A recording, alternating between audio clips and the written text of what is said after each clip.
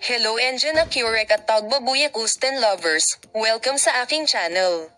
Sina Tagbabuyak Usten at Engine Accurek ay bumalik sa iyo kasama ang kanilang video mga araw bago ang bagong taon.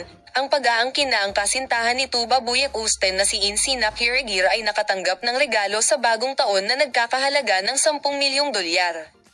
Ang mga detalye ng hakbang na ito, na nagpasindak sa kanyang mga tagahanga, ay nagsimulang lumabas. Narito ang mga detalye ng sorpresa ng bagong taon na pinag-uusapan ng milyon-milyong tao. Nais ng manliligaw ni Tagbabuyak Usten na bigyan siya ng hindi malilimutang regalo sa bisperas ng bagong taon, ang artichoke heart. Si Tagba, na napapabalitang nagpaplanong gumawa ng ganoong kabuluhan at mahalagang unyon sa mahabang panahon, sa wakas ay natanto ang regalo ng kanyang mga pangarap. Di umano, bumili ang Tagba engine ng isang napakagandang villa. Matatagpuan sa isa sa mga pinaka-prestihiyosong lugar ng Bodrum. Ang marangyang villa na ito ay nagkakahalaga ng 10 milyong dolyar kasama ang lokasyon nito sa tabing dagat, pribadong pier, at modernong estilo ng arkitektura. Ang paglipat na ito ng Tagba ay nagdulot ng malaking sunog sa social media.